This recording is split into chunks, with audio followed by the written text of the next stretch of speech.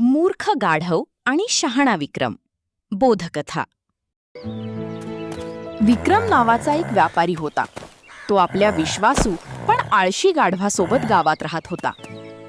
दररोज विक्रम आपला माल गाढवावर लादून बाजारात जात असे. गाढव मात्र हळूहळू चालत असे. गाढवाला जड ओझे उचलायला अजिबात आवडत नव्हते.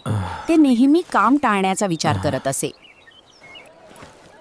एका दिवशी विक्रमने बाजारातून मोठे मिठाचे पोते विकत घेतले आणि ते गाढवावर ठेवले.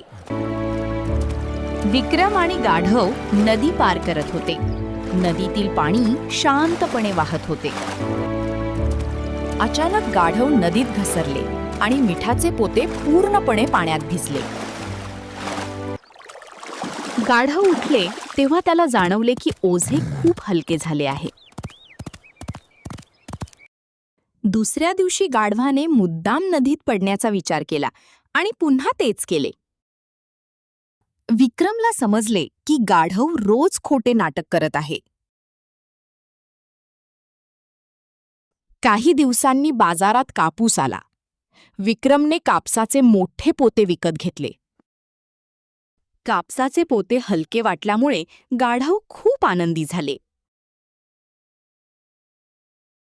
नदीत पोहोचताच गाढव पुन्हा मुद्दाम पाण्यात पडले. पण यावेळी कापसाने पाणी शोषून घेतले आणि पोते खूप जड झाले. गाढवाला खूप त्रास झाला. त्याला आपली चूक समजली.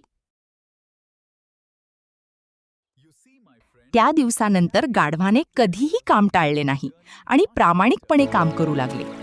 कामापासून पळालात तर काम आणखी वाढते.